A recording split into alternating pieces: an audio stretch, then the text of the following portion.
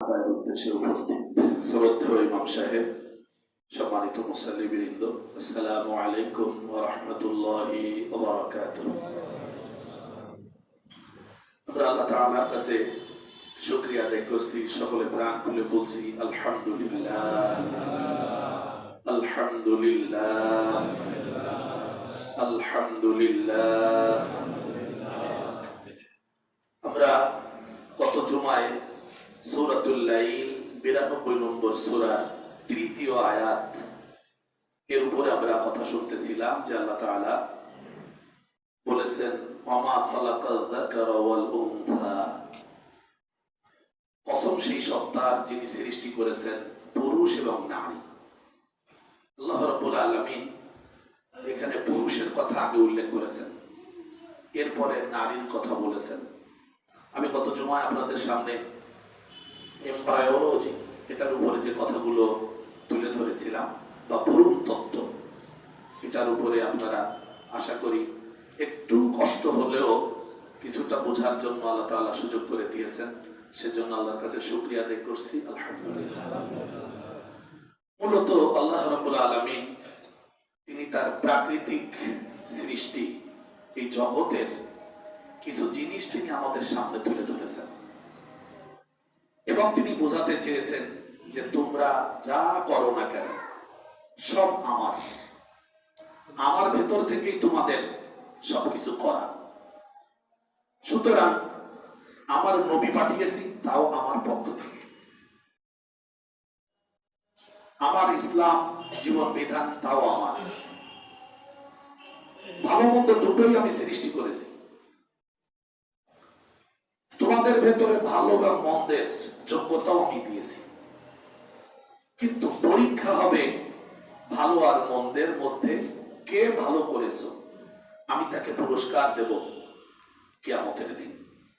আল্লাহ রাব্বুল আলামিন এখানে মূলত আমাদেরকে আজকের যে আয়াত, চতুর্থ আয়াত, ইন্না সাইয়াকুম লাশাত্তা, অবশ্যই অবশ্যই তোমাদের প্রত্যেকের কাজকর্ম বিভিন্ন রকমের, বিভিন্ন স্বভাব এবং চরিত্রের মানুষ আমরা, যা আল্লাহ তাআলা আমাদেরকে সৃষ্টি করেছেন। এই বিষয়টা নিয়ে আজকে আমাদের আলোচনা। আমি এই একটা আয়াতের উপরে কিছু কথা বলবো আজকে ইনশাআল্লাহ। প্রথমে হলো যে আল্লাহ তাআলা আমাদেরকে ভালো এবং মন্দ সহ দুনিয়াতে যত ধরনের মানুষ আছে, যত পেশার মানুষ আছে, যত স্বভাব বা বৈশিষ্ট্যের মানুষ আছে, সব আল্লাহ তাআলা সৃষ্টি করেছেন। এবং আল্লাহ তাআলা নিজেই বলতেছেন তোমাদের সাই মানে চেষ্টা, কষ্ট, শ্রম, এটা বিভিন্ন রকমের। সবাই এক কাজ করবে না, এক একজনকে আমি এক এক কাজ করার স্বভাব এবং বৈশিষ্ট্য দিয়েছি। সবার এক কাজ করা ভালো লাগে না। এটা যদি আমরা দুনিয়াবী দৃষ্টিতে তাকাই তাহলে আমরা দেখব যে কেউ ব্যবসা করতেছেন, ব্যবসা প্রতিষ্ঠানে ব্যবসা করতে গিয়ে তিনি গুলিবিদ্ধ হয়ে মারা গেছেন। সন্তান সেই চেয়ারে বসে বাবার মৃত্যুর সংবাদ সেই টেলিফোন দিয়ে দিচ্ছে। সন্তান এটাকে ভয় পাচ্ছে না যে আমার বাবা ব্যবসা করতে গিয়ে গুলিবিদ্ধ হয়েছে, আমি ব্যবসা করব না, এমনটি হয় না। মাঝির ছেলে মাঝি হয়, মাঝি নৌকা ডুবে মারা গেছে, তারপরও মাঝির ছেলে নৌকা ডুবে মারা যাওয়াটাকে ভয় করে না। এরকম ভাবে আমরা বিভিন্ন পেশার দিকে আমরা তাকালে দেখতে পারি। আজকে মূলত আমরা ইসলামী দৃষ্টিকোণ থেকে দেখব যে আল্লাহ তাআলা আমাদের মধ্যে কিছু মানুষকে ঈমানদার বানিয়েছেন, কিছু মানুষকে কাফের বানিয়েছেন, কিছু মানুষকে আল্লাহ তাআলা কৃপণ বানিয়েছেন, কিছু মানুষকে আল্লাহ তাআলা দানশীল বানিয়েছেন, কিছু মানুষকে আল্লাহ তাআলা মেধাবী বানিয়েছেন, কিছু মানুষকে আল্লাহ তাআলা দুর্বল মেধা দিয়েছেন, কিছু মানুষকে আল্লাহ রাব্বুল আলামিন কথা বলার যোগ্যতা দিয়েছেন, কিছু মানুষকে আল্লাহ তাআলা কথা বলার যোগ্যতা কম দিয়েছেন, কিছু মানুষকে আল্লাহ তাআলা যোগ্যতা দিয়েছেন ভালোকে গ্রহণ করার সহজে, কাউকে দিয়েছেন দেরিতে। কেউ কেউ হয়েছে মুনাফিক, কেউ কেউ হয়েছে নাস্তিক, কেউ কেউ হয়েছে মুরতাদ। কেন? এটা হলো আমাদের আজকে জীব বৈচিত্র্য যেমন বিভিন্ন, আমাদের জীবন বৈচিত্র্য তেমন ভিন্ন। কিন্তু আদালতে আখেরাতে আমাদের বিচার হবে আমাদের এই স্বাধীন চেতা কাজের জন্য। দুনিয়াতে আমরা যে যা খুশি তাই করতে পারতেছি, কিন্তু কিয়ামতের মাঠে আল্লাহ তাআলা বিচার করবেন এই স্বাধীনতার উপরে। এখন আপনার মনে চাইলো আপনি সালাত আদায় করলেন, মনে চাইলো না সালাত আদায় করলেন না, মনে চাইলো ঈমান আনলেন, মনে চাইলো না ঈমান আনলেন না, মনে চাইলো আপনি দুর্বলের উপরে জুলুম করলেন, মনে চাইলো আপনি দুর্বলের উপরে ইহসান করলেন। আল্লাহ রাব্বুল আলামিন বলতেছেন ইন্না সা'য়াকুম লাশাত্তা, নিশ্চয় তোমাদের কার্যক্রম বিভিন্ন রকমের, বিভিন্ন রকমের কার্যক্রম তোমাদের, তোমাদের স্বভাব বৈশিষ্ট্য সব ভিন্ন। তার মানে এই না যে আমি কিয়ামতের দিন তোমাদেরকে মাফ করে দেব, এই না যে আমি কিয়ামতের দিন তোমাদেরকে মাফ করে দেব। দুনিয়া যা আছে ভাবতেছো যে আমরা যা করি না কেন কই কেউ তো আমাদেরকে ধরে না, কেউ তো আমাদেরকে বিচারের আওতায় আনে না, আমরা তো অন্যায় করেই যাচ্ছি, আমরা তো কুফরি করেই যাচ্ছি, আমরা তো শিরিক করেই যাচ্ছি, আমরা তো মুনাফিকি করেই যাচ্ছি, আমরা তো দুর্বলের উপরে জুলুম করে যাচ্ছি, আমাদের তো কেউ কিছু বলে না। সেজন্য আল্লাহ তাআলা সতর্ক করে দিচ্ছেন ইন্না সা'য়াকুম, নিশ্চয়ই তোমাদের শ্রম, তোমাদের মেধা, তোমাদের যোগ্যতা, তোমাদের কর্মক্ষমতা, লা অবশ্যই, লা মানে অবশ্যই, এখানে সাত্তা বিভিন্ন রকমের। সাত্তা শব্দটি সাতীতুন শব্দের বহু বচন, যেহেতু আরবি ব্যাকরণ তাই সাতীতুন এর বহু বচন সাত্তা, তোমাদের কাজটা বিভিন্ন রকমের। কোরআনুল কারীম যখন আপনার সামনে আসবে তখন আপনি দেখবেন যে কোরআনুল কারীম আল্লাহ তাআলা বিভিন্ন ধরনের মানুষের চরিত্র উল্লেখ করেছেন, স্বভাব উল্লেখ করেছেন, বৈশিষ্ট্য উল্লেখ করেছেন, এবং সেই স্বভাব বৈশিষ্ট্যগুলো অর্জন করা আপনার জন্য সহজ যদি আপনি প্রথমেই আল্লাহ তাআলার কাছে আত্মসমর্পণ করেন। এখানে হলো এসে আমরা আটকে গেছি, আমরা আল্লাহ তাআলার কাছে পরিপূর্ণ সারেন্ডার করতে না পারার কারণে আমরা আলাদা আলাদা হয়ে গেছি। কিছু মানুষ কাফের হয়ে গেছে, আমাদের এই সময়ও কিছু মানুষ নাস্তিক হয়ে গেছে। তার জন্য নাস্তিকতাটা খুব সহজ। কেন? এখানে কয়েকটা কথা আমাদের আজকে বোঝার। তাফসীরের মধ্যে যেটা এসেছে তা হলো আল্লাহ তাআলা আমাদেরকে হিম্মত দান করেছেন। হিম্মত যোগ্যতা, আর এই হিম্মতের সাথে আল্লাহ তাআলা আমাদেরকে কাজ করার জন্য সুযোগ করে দিয়েছেন। একটা হলো যোগ্যতা আর একটা হলো যোগ্যতা অনুযায়ী কাজ করা। যারা যোগ্যতা অনুযায়ী কাজ করেছেন তারা তাদের নিজেদেরকে সুরাইয়া, খুতবার মধ্যে আসবে সুরাইয়া, নক্ষত্র পর্যন্ত সে তার মর্যাদাকে তুলে দিয়েছে, তার উপরে জান্নাতের দরওয়াজা পর্যন্ত সে পৌঁছে গেছে। আর কিছু মানুষ তার যোগ্যতা থাকার পরেও সেটাকে সে বাস্তবায়ন না করার কারণে সে নিজেকে নামায় দিয়েছে তাহতা সারা, মাটির শক্ত স্তরের একদম নিচেই নামিয়ে দিয়েছে। মূলত এখানে দুইটা জিনিস আমাদের বোঝার। একটা হলো আমার মধ্যে যোগ্যতা আছে, আমি যোগ্যতা অনুযায়ী কাজ করছি কিনা। যদি না করি তাহলে আমি নিজেকে ডুবায় দিলাম। পৃথিবীর মানুষ ভালো বললো, কিন্তু আল্লাহ তাআলা বললেন তুমি তোমাকে ডুবায় দিয়েছো। আর যদি আপনার আমার যোগ্যতা অনুযায়ী যদি আমরা কাজ করি তাহলে আল্লাহ তাআলা আমাদেরকে মর্যাদা আসমানের সেই সুরাইয়া নক্ষত্র তার উপরে তুলে দিবেন। আসুন এক্ষেত্রে আমাদের মধ্যে কিছু কথা আছে। আল্লাহ তাআলা ফেরেশতাদের মধ্যে আকল দিলেন, আকল জ্ঞান। পশুদের মধ্যে আল্লাহ তাআলা শাহওয়াত, যৌবনের চাহিদাটাকে বড় করে দিলেন। মানব জাতিকে আল্লাহ তাআলা দুইটাকে একসাথে করে দিলেন, অর্থাৎ আকলও দিলেন, যৌবনের চাহিদাও দিলেন। পশুদের জীবনে কোনো চিন্তা চেতনার দরকার নেই, তারা শুধু খাবে আর তারা তাদের বংশবৃদ্ধির কাজ করবে। যে কথা আল্লাহ কোরআনে সূরাত মুহাম্মদ 47 নম্বর সূরা আয়াত 11 আমার যতদূর মনে পড়ছে, ওয়াল্লাযীনা কাফারু ইয়াকুলুনা কামা তাআকুলুল আনআম ওয়ান নারু মাসওয়াল লাহুম। আর যারা কাফের তারা তো চতুষ্পদ প্রাণীর মতো, ইয়াতামাত্তাউনা, তারা দুনিয়া শুধু খায় আর ভোগ করে, ওয়া ইয়াকুলুনা, আর তারা জীবন যাপন করে, খাওয়া দাওয়া করে পশুদের মতো, কামা তাআকুলুল আনআম।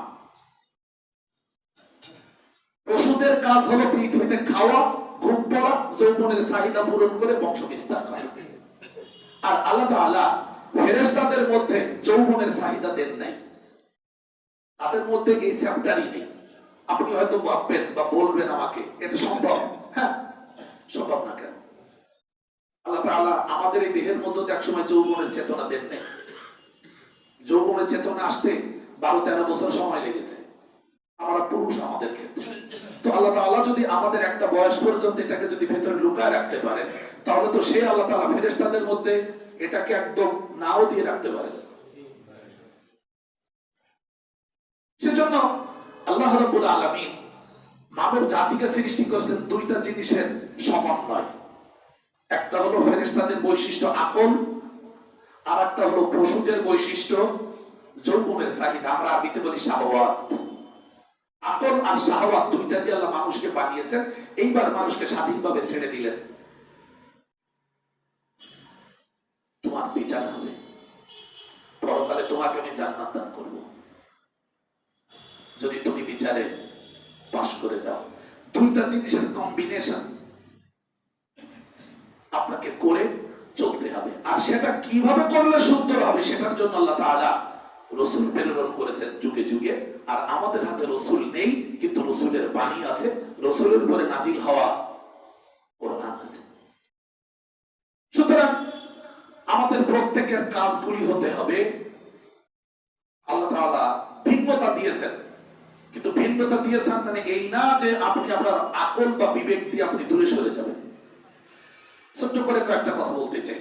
পেশাগতভাবে আমরা যদি কেউ মেথডের কাজ করে, তাহলে আমরা তাদেরকে একটু তুচ্ছ-তাচ্ছিল্য করি, কিন্তু হতেও তো পারে তিনি আপনার থেকে আল্লাহর কাছে অনেক বেশি প্রিয়। সম্রাট আলমগীর ভারতে একটা মসজিদ নির্মাণ করবেন। তিনি কয়েকদিন ধরে চিন্তা করতেছেন, আল্লাহ তাআলার কাছে সাহায্য চাচ্ছেন। চেপে রাখা ইতিহাস এ বইয়ের মধ্যে ঘটনাটা লেখা আছে। তো তিনি স্বপ্নের মধ্যে একটা মসজিদের ডিজাইন দেখলেন।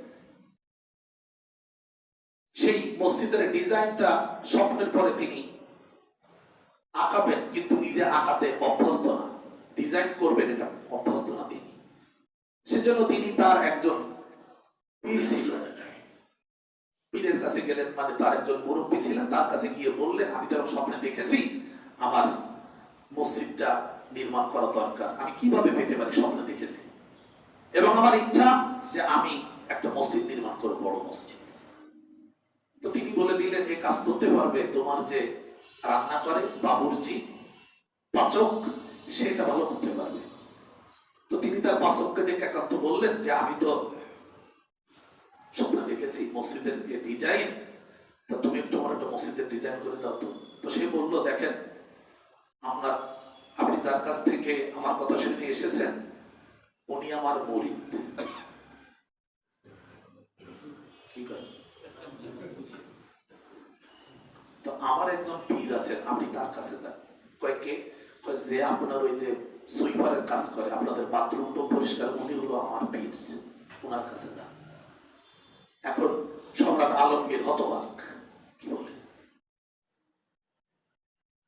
সম্রাট আলমগীর তাকে একান্তে ডেকে বিনয়ের সাথে বললেন, আমি এই স্বপ্ন দেখেছি, আপনি আমাকে মসজিদের একটা ডিজাইন করে দেন। সেই মেথড তিনি মসজিদের ডিজাইন করে দিলে সম্রাট আলমগীর দেখে বলছেন, হ্যাঁ ঠিক এই মসজিদটাই আমি রাতের স্বপ্নে দেখেছি। আমি বলছি, পেশা দিয়ে কাউকে বিচার করা যাবে না, অন্তত এই মাপকাঠিতে, পৃথিবীর মাপকাঠিতে না।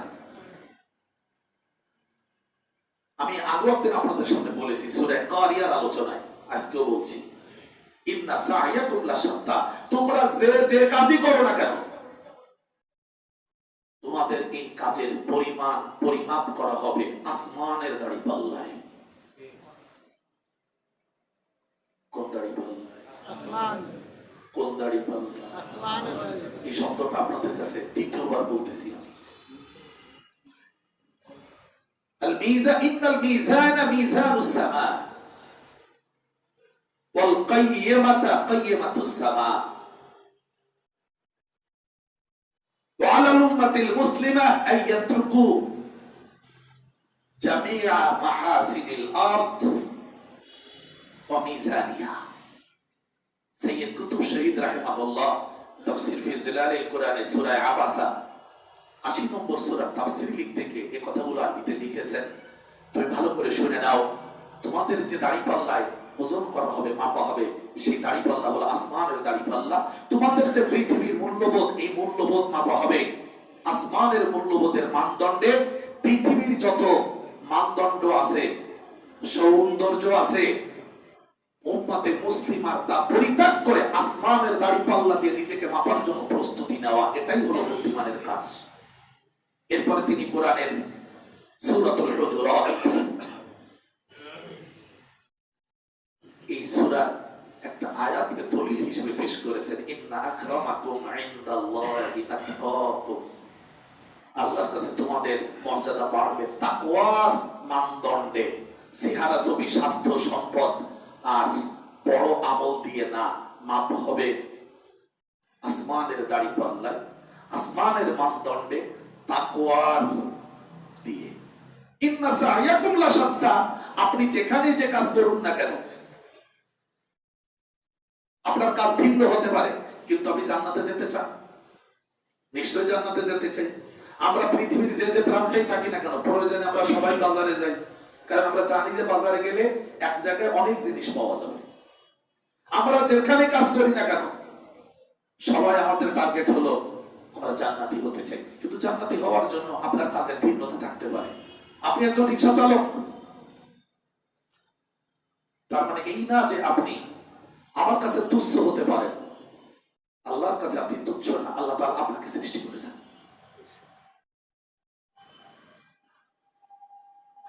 খুব খুব মনোযোগ দিয়ে শুনবেন। রাসূলের একজন সাহাবী আবু যার গিফারী রাদিয়াল্লাহু তাআলা, তিনি তার গোলামের সাথে মা তুলে একটা ভৎসনা করেছিলেন, তুমি তো অমুক মায়ের সন্তান, তুমি কাজ করবে কি করে? শুনতেছেন নাকি? আমরা গালাগালি দেই না, বাচ্চা টাচ্চা করে, যেমন কারণে বলেন হাঁসের বাচ্চা, বাচ্চাটা হলো ও, আর হাঁসটা কিনা ওর মা বাবা। আমি শব্দটা শালীন ভাবে বললাম, বাকিটা আপনারা বুঝেন। আবু যার গিফারী রাদিয়াল্লাহু তাআলা আনহু যখন তার গোলামকে এই কথা বলে একটু ভৎসনা করলেন, তখন রাসূলুল্লাহ শুনে ফেলে বললেন, ফিকাল জাহিলিয়া, তোমার মধ্যে এখনো জাহিলিয়াত আছে, তুমি তো এখনো সেই মূর্খদের সমাজের লোক। ইসলাম গ্রহণ করেছো, তুমি একজনকে তার মা তুলে গালি দিলে আমার সামনে। আবু যার গিফারী রাদিয়াল্লাহু তাআলা আনহু তওবা করলেন যে আমি আর কোনোদিন কাউকে গালি দেব না।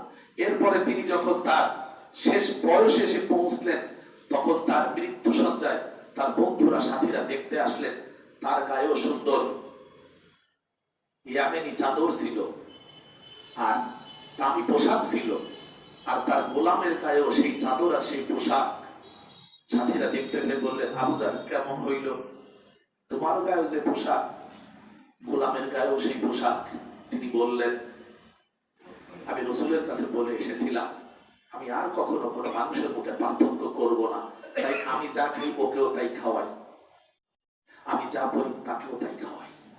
কারণ হতে পারে সে আর্থিকভাবে অসচ্ছল, কিন্তু আল্লাহ তাআলার কাছে সে আমার মতো সমান। সুবহানাল্লাহ। এটা হলো আসমানের মানদণ্ডে আপনাকে আমাকে মাপা। ইন্না সা'য়াকুম লাশাত্তা, আলামিন কোরআনুল কারীমের মধ্যে উল্লেখ করেছেন, লিকুল্লিন ওয়াজহাতুন হুয়া মুআল্লিহা, লিকুল্লিন ওয়াজহাতুন হুয়া মুআল্লিহা। প্রত্যেক মানুষের এক একটা দিক আছে, যে দিকে তারা তাদের চেহারা ফেরায়। মুসলমানেরা ফেরায় কাবার দিকে, আর খ্রিস্টানেরা ফেরায় বাইতুল মুকাদ্দাসের দিকে, ইহুদিরাও সেই দিকে ফেরায়। আর এক দল আছে তারা ফেরায় সূর্যের দিকে। অর্থাৎ আল্লাহ তাআলা বলে দিলেন প্রত্যেক মানুষের কাজ কাম আলাদা, একই বিষয় কাজ আলাদা। মুখ ফিরাতে হবে, এক একজন এক এক দিক ফিরানো। আর ইসলাম আমাদের বলতেছে আমাদের চেহারা ফিরাতে হবে একদিকে। কোন দিক? কাবা। আমাদের কেন্দ্র কাবা। কেন? এটার দ্বারা বোঝা গেছে গোটা বিশ্বের মুসলিম আল ইত্তেহাদ, ঐক্যবদ্ধ। কারণ এই মসজিদে যদি আমরা এক একজন এক এক দিকে চেহারা ফিরে নামাজ পড়তে শুরু করি, বলুন বিশৃঙ্খলা হবে কিনা? একজনের সিজদা দিলে আরেকজনের পায়ের মধ্যে, আরেকজনের সিজদা দিল আরেকজনের ঠ্যাঙের মধ্যে, তো গুতগুতি লেগে যাবে। ইসলাম এক। এরপর আল্লাহ তাআলা বলছেন, যা করো করো ফাস্তাবিকুল খায়রাত, যে কাজ কল্যাণকর সেই কাজের দিকে তোমরা দৌড়াও। ইস্তেবাক, সূরাতুল বাকারা আয়াত 148। আল্লাহ তাআলা এখানে বলেছেন যে তোমরা ভালো কাজের দিকে দৌড়াও, ফাস্তাবিকু, দৌড়াও। তাহলে আমরা যে যে পেশায় আছি সেখানে থেকেও আমরা ভালো কাজের দিকে দৌড়ানোর সুযোগ আছে। কিসের ভিত্তিতে দৌড়াবেন? তাকওয়ার ভিত্তিতে। আপনার মানদণ্ড আমার মানদণ্ড এক। আপনার আর আমার বংশ পরিচয় আদম আলাইহিস সালাম আব্বা। আল্লাহ রাব্বুল আলামিন আরো বলেছেন, লা ইয়াস্তাবি আসহাবুন নারি ওয়া আসহাবুল জান্নাহ, আসহাবুল জান্নাতি হুমুল ফাইজুন। সূরাতুল হাশর 59 নম্বর সূরা, আয়াত 20। লা ইয়াস্তাবি আসহাবুন নার ওয়া আসহাবুল জান্নাহ। দুনিয়াতে দেখবে যারা জান্নাতি মানুষ তাদের কাজ আর যারা জাহান্নামী মানুষ তাদের কাজ এক নয়। লা ইয়াস্তাবি, লেভেল নয়। আসহাবুল জান্নাতি, জান্নাতি মানুষের কাজ, ওয়া আসহাবুন নার, জাহান্নামী মানুষের কাজ। জান্নাতি আর জাহান্নামী মানুষের কাজ কখনো একরকম হয় না। আসহাবুল জান্নাতি হুমুল ফাইজুন, জান্নাতি মানুষের কিয়ামতের দিনে তারা হবে বিজয়ী। কি হবে? বিজয়ী। বিজয়ী হবে। কেন? জান্নাতি মানুষের কাজ কাম আলাদা, কষ্ট নিবেন না। এই কারণে তারা আমাদের সমাজে আমাদের সাথে মিশতে পারে না। আমিও কখনো কখনো আপনাদের সাথে মিশতে পারি না, এমনটা হতেও।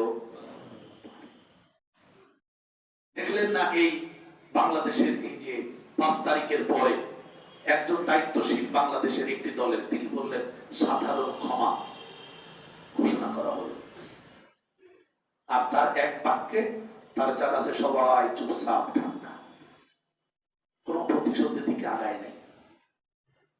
কেন? তার আদেশের দ্বারা যদি শরীয়তের বিধান লঙ্ঘন হয় তাহলে তাকেই জবাবদিহি করতে হবে আল্লাহর কাছে। জান্নাতি মানুষের বৈশিষ্ট্যটা এমনই হওয়ার কথা। বাংলাদেশের 2 জন মানুষেরই ফাঁসির রায় হয়েছে, একই সাথে ফাঁসি হবে। একজন ইমানের পথের পথিক না, তবে বাংলাদেশের নাম করে একজন মানুষ। তিনি ফাঁসির রশি পর্যন্ত যেতে গিয়ে 3 বার শুয়ে পড়েছেন আর বলছেন না আমি যাব না, যাব না। আর আরেকজনকে বলতে হয় নাই, তিনি হাসি মুখে বললেন সময় হয়ে গেছে, জি স্যার চলেন, এবং খুব দ্রুত তিনি হেঁটে চলে গেলেন। আর জব টুপিটা মাথায় ঢুকায় ফেললেন নিজেই। কেন? আসহাবুল জান্নাহ, জান্নাতে যারা যাবে তাদের কাজ আর যারা জান্নাতে যাবে না তাদের কাজ এক। কষ্ট নেবেন না, কথাগুলো বুঝবেন। আমি যা বলতেছি এখানে দাঁড়িয়ে এই কথাগুলো বোঝা একটু কঠিন। আমি আগে একদিন আপনাদের হয়তো বলেছি, বাগেরহাটের ডিসি অফিসে সমাজ কল্যাণ মন্ত্রণালয়ের একজন মন্ত্রী আসলেন দায়িত্ব পালনের জন্য, রাষ্ট্রীয় দায়িত্ব। 2004 সাল। ডিসি সাহেব তার কাজের এক ফাঁকে বললেন, স্যার আমাদের সাথে লাঞ্চ করবেন। তিনি বললেন, আমি একজন মন্ত্রী হিসেবে যতটুকু জানি, মন্ত্রীদের আপ্যায়নের জন্য ডিসিদের কোনো ফান্ড নাই, আপনি কিভাবে আমাকে লাঞ্চ করাবেন? স্যার আমি ব্যবস্থা করেছি। ব্যবস্থা কিভাবে করেছেন সেটা আমি ঢাকা থেকে জেনেই তারপরে বাগেরহাটে এসেছি। বললেন, ডিসি সাহেবের মুখটা একটু মলিন হলো। এরপর তিনি বললেন, আপনি বাগেরহাট জেলার মধ্যে 9টা উপজেলা আছে, 9 উপজেলার 9 জন জিএমওর কাছ থেকে আপনি 2000 করে টাকা চাঁদাবাজি করেছেন আমাকে খাওয়াবেন বলে।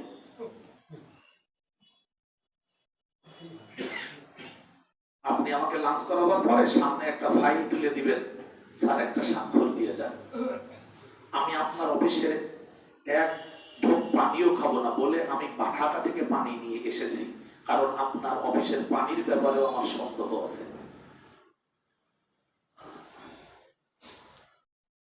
আমি একটা দলের প্রতিনিধিত্ব করি, বাগেরহাটে তাদের বলেছি তারা যেন আমার জন্য ধানকুনির পাতা ভর্তা করে আর কলার থোড়, কলা গাছের ভেতরে যে একটা মোটা হয়, চিংড়ি মাছ দিয়ে যেন ভাজি করে আর একটু ডাল, আমি তাতেই তাদের সাথে খেয়ে নেব। আর যে খাবার জোগাড় করেছেন আজকে আপনার এই অফিসের যারা গরিব কর্মচারী তাদের সবাইকে খাওয়ায় দিবেন, আর আপনার বেতন পাওয়ার পরে 2000 করে টাকা সব ডিওর কাছে পৌঁছে দিয়ে আমার টেলিফোন করে জানাবেন। জান্নাতি আর জাহান্নামী মানুষের কাজ।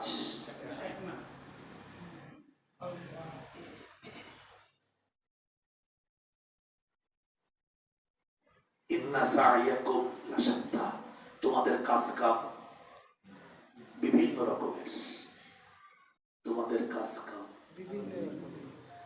যেই মন্ত্রীর কথা বাগেরহাটের গল্প বললাম, সেই মন্ত্রী হন হন করে হেঁটে চলে গেলেন ফাঁসির মঞ্চের দিকে।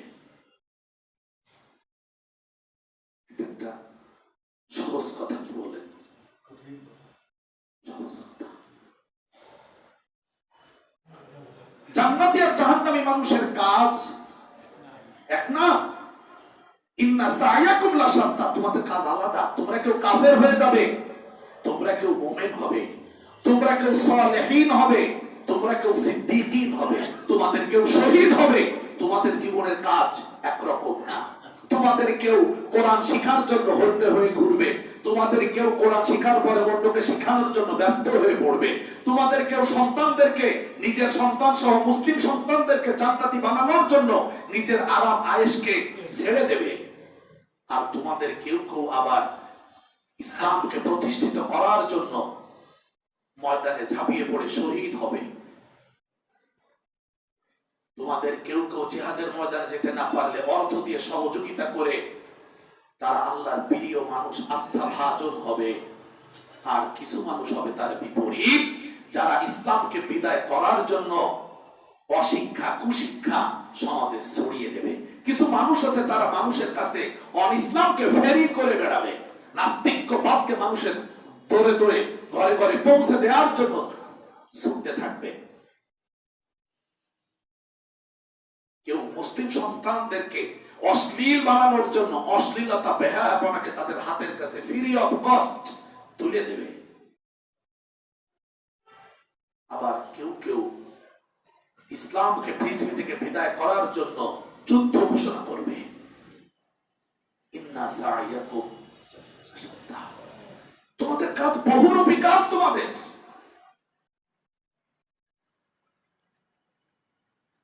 একটু ভেবে দেখুন, আল্লাহ রাব্বুল আলামিন সূরাত ফুসসিলাত 32 নম্বর সূরার 18 নম্বর আয়াতে বলেছেন, আফামান কানা মুমিনান কামান কানা ফাসিকা লা ইস্তাউন। তোমাদের মধ্যে যারা ঈমানদার আর যারা ফাসিক, তোমরা কি মনে করো তাদের কাজ এক? লা ইয়াস্তাউন, আল্লাহ বলছেন না, এদের কাজ একরকম হবে না। যে ছাত্র পরীক্ষা ফেল করে তার কাজ আর পাশ করা ছাত্রের কাজ এক না। কষ্ট নিবেন না। আমি ভয় পাই যে কথাগুলো আমি বলি আপনারা উল্টা না বোঝেন। আমাদের সবার কাজ এক না। কেউ রাত জেগে তাহাজ্জুদের সালাত আদায় করে আল্লাহর কাছে পাগলের মতো কাঁদতেছে, ও রব, আমি দিনের বেলা কত অপরাধ করে ফেলেছি, আমি জানি না, তুমি মাফ করে দাও। আর কেউ সারাদিন ব্যবসা করে টাকা জোগাড় করে তা দিয়ে পারে গিয়ে মদ খেয়ে মাতালের মতো পাগলামি করছে, পরিবারকে ধ্বংস করে দিচ্ছে, কিন্তু সে তা বুঝতে পারে না। ইন্না সা'য়াকুম লা শাত্তা, তোমাদের কাজ বিভিন্ন রকমের।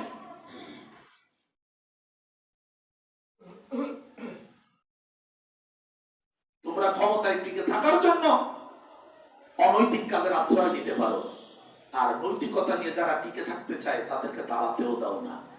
তোমাদের কাজ বিভিন্ন রকমের। এবার আল্লাহ তাআলা বলতেছেন, কিয়ামতের মাঠে যখন আমি বিচার করব, তখন কি কাফেররা ভেবেছে যে ঈমানদারদের মতো ওদেরও মাফ করে দেব? আল্লাহ রাব্বুল আলামিন সূরাতুল জাসিয়া 45 নম্বর সূরা আয়াত 21, আম হাসিবাল্লাযীনা ইজতারাহুস সাইয়্যাত আন নাজআলাহুম কাল্লাযীনা আমানু ওয়া আমিলুস সালিহাত সাওয়াআন মাহইয়াহুম ওয়া মামাতুহুম সাআ মা ইয়াহকুমুন। যারা একের পর এক অন্যায়ের পর অন্যায় করে করে পৃথিবী থেকে বিদায় নিয়ে গেছে, তারা কি মনে করেছে যে আমি দুনিয়াতে যারা নেক কাজ করেছে, ঈমানের দাবিতে কাজ করে করে কষ্টের সাথে জীবন অতিবাহিত করেছে, এই দুই দল কখনোই সমান হবে না। কিন্তু যারা পাপের পর পাপ করেছে এবং তারা মনে করেছে যে সাওয়াআন মাহইয়াহুম ওয়া মামাতুহুম, তাদের মরণ আর তাদের জীবন সমান, ঈমানদাররা তাদের জীবন এক, ঈমানদারেরা যে জান্নাতে যেতে চায়, আপনিও মনে করেছেন যে ঈমানদারদের বিরোধিতা করে ইসলামকে পৃথিবী থেকে বিদায় করে দিয়ে আপনিও সেই জান্নাতে যাবেন। সূরাতুল জাসিয়া 45 নম্বর সূরা আয়াত 21, সাআ মা ইয়াহকুমুন। আল্লাহ তাআলা বলতেছেন যে না, ওরা যে নিজেদের ব্যাপারে বিচার করেছে এটা নিকৃষ্ট বিচার, আমি তা করব না, আমি তা করব না। আমি কথাগুলো বলতেছি আমাদের চোখের সামনে দিয়ে। কালকেও যিনি দাও নিয়ে রামদা নিয়ে ঘুরতেছেন, ঈমানদারদেরকে মারবেন, উপায়ে শেষ করে দিবেন, আজকে তিনি বলতেছেন যে না, আমি কিছু করি না, আল্লাহ খুব করে দেবে। কি হয়? কথা বুঝতেছেন কিনা? যেই পুলিশ গতকালকে আমাকে গ্রেফতার করার জন্য খুঁজতেছে, পরের দিন সে বলতেছে আপনি আমাকে নিরাপত্তা দিন। কেন আমি নিরাপত্তা? কালকেও তো আপনি আমাকে গ্রেফতার করার জন্য হন্য হয়ে খুঁজতেছিলেন। স্যার আমি নিরাপত্তাহীন। আপনি নিরাপত্তাহীন কেন? মানে আমি বলে বলতেছি, মানে আমিই না, আর একজন। স্যার ভুল হয়েছিল, বুঝছেন কখন? এখন বুঝেছি। কিয়ামতের মাঠে দাঁড়াবার পরে আল্লাহ তাআলা বলবেন, তোমরা তো আমার ঈমান, আমার কোরআন, আমার ইসলাম, আমার বান্দারা যারা আমানু ওয়া আমিলুস সালিহাত যারা করত, তাদেরকে তো পৃথিবীতে একটু স্বস্তিতে থাকতে দাও নাই। তোমরা কি করে ভাবলে যে আজকে আমি তোমাদের সাথে ঈমানদারদের মতো আচরণ করব? ইন্না সা'য়াকুম লাশাত্তা, বলে তো আচ্ছা, ইন্না সা'য়াকুম লাশাত্তা, তোমাদের কাজ কাম আলাদা, সুতরাং বিচারও হবে, কষ্ট নিবেন না। সম্মানিত হাজিরিন, আমরা সেজন্য নিজেদেরকে যে যে পেশায় আছি, আমি যেখানে আছি, আপনারা যে যেখানে, সেখান থেকে একটা মানদণ্ডে নিজেকে সবসময় রাখবেন। আপনি পান বিক্রি করেন, তাতে কোনো কষ্টের নেই। গত সপ্তাহে আমার এক সেনে হাসপাতাল আমার সাথে আসছিল জুমায় আমার মোটরসাইকেলের পেছনে, যে হুজুর আমি আপনার সাথে একটু নামাজে যাবো, তো চলো ওঠো। যাওয়ার পরে বলতেছে আমি একটা ব্যবসার একটা দোকানে কর্মচারী ছিলাম, তো কাজ কাম করানোর পরে যে অবসরটুকু থাকে আমার কাজ না থাকে, তো উনি সুদি কারবার করে আমার দিয়ে সেই টাকা আদায় করে। তা আমি বুঝেছি সুদি কারবারের সাথে যদি আমি টাকা আদায় করি তা আমার জন্য জান্নাত হারাম, আমি এটা বুঝছি। অল্প বয়সে আমি চাকরিটা ছেড়ে দিয়েছি। এই নভেম্বর মাসের 30 তারিখে বলছি যে আমি চাকরি করব না, আপনারা আমার আল্লাহর রাস্তায় ছেড়ে দেন। তাহলে এখন কি করার সিদ্ধান্ত নিয়েছে দেখি, কই জায়গায় যে কোনো কাজ কাম যদি না পাই তাহলে হয়তো একটা ইজি বাইক চালাবো, তাও যদি না কেউ ভাড়া দেয় তাহলে পানের দোকান দেবো। তাও আমার কাছে ভালো যে আমি অন্তত সুদের সাথে জড়াচ্ছি না।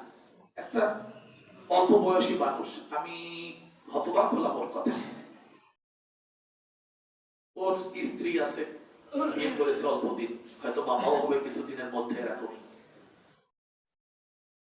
সে চাকরিটা ছেড়ে দিয়েছে, অনিশ্চিত, তার কালকে কি খাবে সেটা জানে না। তারপরে বলছি যে না, আমি যখন বুঝছি যে মালিক আমার এটা করাবে, আমি এখানে ইস্তেফা দিয়ে আসছি, আল্লাহর কাছে তওবা করেছি, আল্লাহ যা করেছি আমি মালিককে সাবিত করে তুই মাফ করে দাও।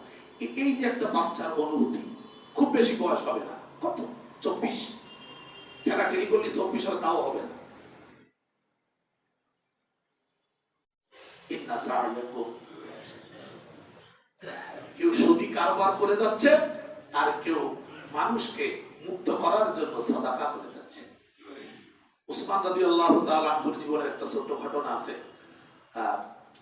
এক ব্যক্তি, তিনি তার কন্যা দায়গ্রস্ত, রাসূলুল্লাহর কাছে আসলেন। আসার পর বলেন, ইয়া রাসূলুল্লাহ, আমি এটা বিবাহ দিতে পারতেছি না, তা আপনি যদি একটু সাহায্য করতেন। তো রাসূলুল্লাহ সাল্লাল্লাহু আলাইহি ওয়াসাল্লাম বললেন বেলাল রাদিয়াল্লাহু তাআলা আনহুকে যে এখন তো তাকে দেওয়ার মতো কিছু নেই, তুমি উসমানের কাছে একটা কিছু লিখে দাও। কিন্তু রাসূলুল্লাহ তো লিখতে পারতেন না, তো লিখে বেলাল রাদিয়াল্লাহু তাআলা রাসূলের হাতে দিলেন। রাসূলুল্লাহ সাল্লাল্লাহু আলাইহি ওয়াসাল্লাম তাকে বললেন এটা নিয়ে উসমানের কাছে যাও। তিনি উসমান রাদিয়াল্লাহু তাআলা আনহুর বাড়িতে গিয়ে শুনতে পাচ্ছেন যে স্ত্রী সেরাকের বলতে বুঝেন তো, সেরাকের বলতে একটু বাড়ায় দিয়ে তারপরে সেরাক ধরাইছে। এটা নিয়ে উসমান রাদিয়াল্লাহু তাআলা আনহু তার স্ত্রীকে একটু বকাবকি করতেছেন যে তুমি যে সত্যটা টেনে বাড়ায় দিয়ে যে বেশি তেল পোড়ালে, এতটুকু না পোড়ায় একটু কমায় দিলেও তো আমাদের রাতের কাজ হয়ে যেত, তুমি এটা কেন করেছে? এটা নিয়ে দুইজনের মধ্যে একটু কথা কাটাকাটি হচ্ছে। তো লোকটা চিন্তা করলেন, রাসূল পাঠালেন উসমানের কাছে, নাম শুনেছি দামশি, এদিক গ্রেট মাইজার চরম কিরিব, এ রাসূল এই লোকের কাছে আমার পাঠালেন।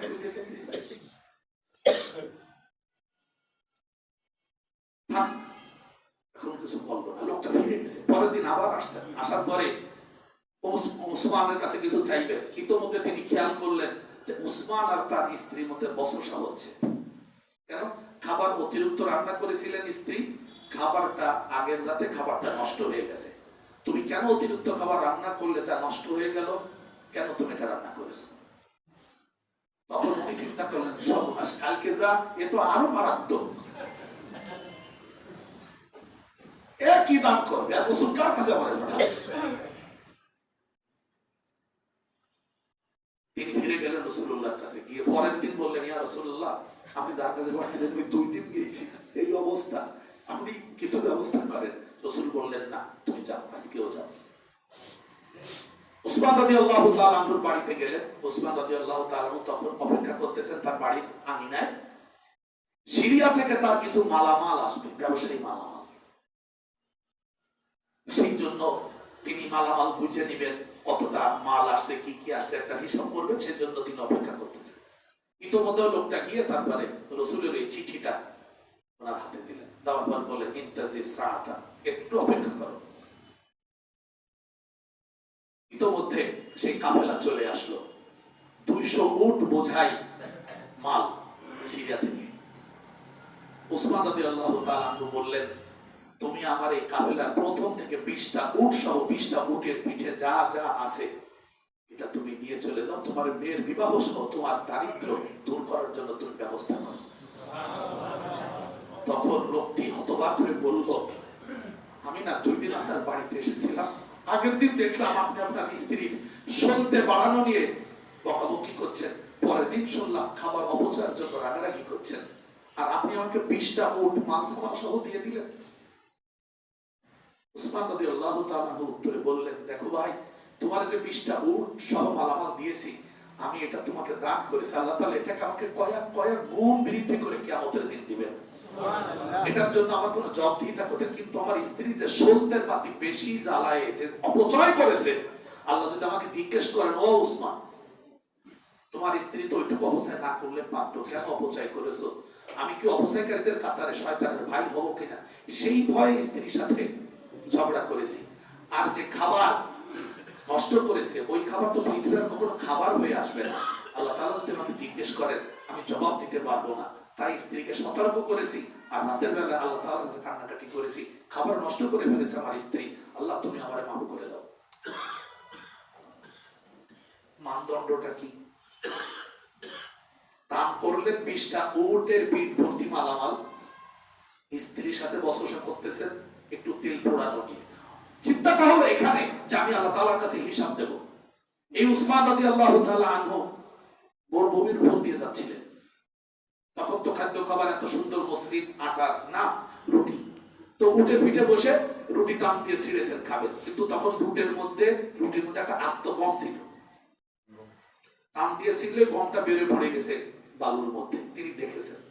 তারপরে উট কয়েক কদম আগে বলে ভাবছেন একটা তৃতীয় পা ফেলানোর পরে উট ওনার মাথায় হয়েছে। আল্লাহ কিয়ামতের জিজ্ঞেস করেন, ও উসমান, একটা গম পড়ে অপচয় করলে কেন? গমটা কেমনি তোমার কাছে গেছে? তিনি সাথে সাথে উট থেকে নামলেন, নেমে সেই গমটা উঠালেন, চাদরে মুছলেন, তারপরে খাইলেন, আর আল্লাহরে বললেন, আমি প্রথমে খাবারটাকে অবজ্ঞা করেছিলাম, তুমি আমাকে ক্ষমা করে দাও। ইন্না সা'য়াকুম। গত কয়েকদিন আগে একজন এই খুলনা শহরের একজন শিক্ষাবিদ অফিসার আমাদের সাথে খেতে বসেছে। তো সে খাবার প্লেটের ভিতরে ভাত আছে, তা মোটামুটি এরকম 2 মুঠ হবে, ওর ভিতরে হাত ধুয়ে দিল। আর পাশে আমি খাচ্ছি, আমি তো ভালো মতো সেটে সুটে খাই। তো তাকে পাশে বলছে যে মনির হুজুর দেখো থাল সাইটে খাচ্ছে, কি থাল খেয়ে ফেলবে না? তা হচ্ছে না, উনি ওরকমই খায়।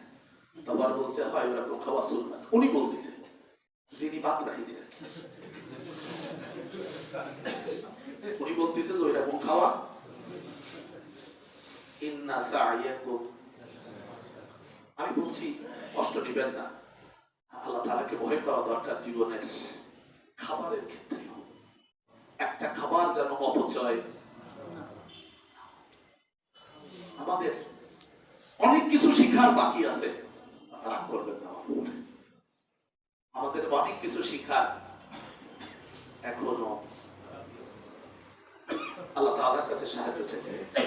আমি একটু ওজোর পেশ করে নিচ্ছি, সেটা হলো 20-এ আলোচনা শুরু করার কথা থাকার পর আমি আলোচনা শুরু করেছি 27-28-এ।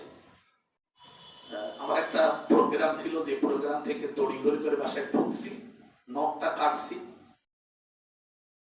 গোসল করেছি, বের হয়ে আসতে যা দেরি হয়েছে, মানে ইচ্ছাকৃত ভাবে এই দেরিটা হয়নি। এই জন্য যেরকম আপনাদের কাছে নজর পেশ করছি যে নির্দিষ্ট সময় দেওয়ার পরেও আমি নির্ধারিত সময় আসতে না পারার কারণে। ইনশাআল্লাহ আমরা আগামী জুমা থেকে ইনশাআল্লাহ 20-এ আপনারাই আসবেন।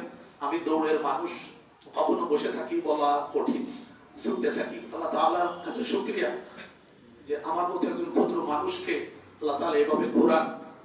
অসুস্থতার নিয়ামতের চেয়ে সুস্থতার নিয়ামতটা বেশি দিয়েছেন আল্লাহ তাআলা।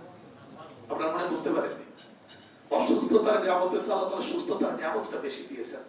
যাই হোক, আমার এই অনিচ্ছাকৃত দেরির কারণে আপনাদের কাছে আমি ক্ষমা চেয়ে নিচ্ছি। আমি ইনশাআল্লাহ আগেভাগে আসবো। আমাদের সম্মানিত সেক্রেটারি সাহেব,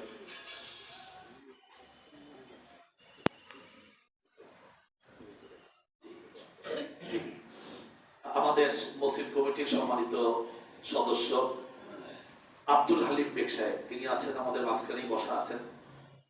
তিনি জুমার নামাজের পরেই রওনা হয়ে যাবেন উমরার উদ্দেশ্যে। উনি আর উনার আর একটা ছোট ভাই মানে ছেলের ছেলে, দুজনে উমরা যাওয়ার জন্য প্রস্তুতি নিয়েছেন।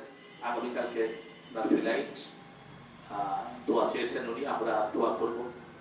আরো কয়েকজনে দোয়া চেয়েছেন ইতোমধ্যে। 19 তারিখে ফ্লাইটে 2 জন যাবেন, আমার 2 জন সহ মানে সহকর্মী ভাই অধ্যাপক মাহফুজুর রহমান আর একজন হলো রবিউল ইসলাম, তারাও দোয়া চেয়েছেন। যাই হোক, আমরা সবার জন্য দোয়া করবো।